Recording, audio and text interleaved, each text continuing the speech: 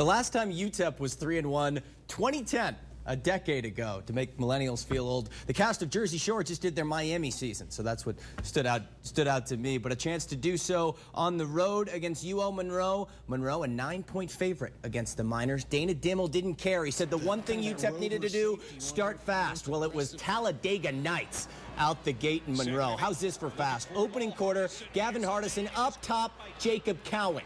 82 yards, longest pass play of the season. Cowing would top the century mark. 2 plays later, Hankins back from injury. He was dishing injuries in this one, a place he'd established residence in.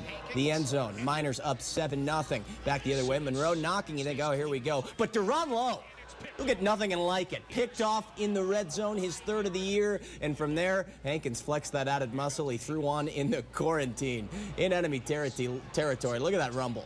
Plowing over Austin Holly and Monroe. Inside the red zone, Hankins hungry. Later in the drive, inside the 5, he's looking like an emperor penguin and shuffling into the end zone. Moved the pile, 2nd for Hankins. And then before the half, this one on a poster. Justice served. Hankins on 3rd.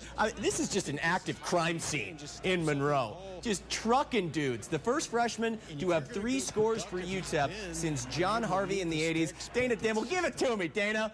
Well-earned pumpkin beer for Coach. Miners get the win over the Warhawks. They're the only 3-1 team in the country. Serious momentum headed into the bye week. 2 games over 500 heading into conference play. The coach and the star on what should be a fun plane ride home. Gigantic start for our football program, to meet a Sun Belt team that was, really competitive last year in the Sun Belt Conference, and obviously that's a conference that's very parallel to ours. So to win on the road like this is just a huge win for our football program. It was awesome, because that's the reason why I stay in El Paso, just to be a part of a change, and just all glory to God, just for leading me into this school.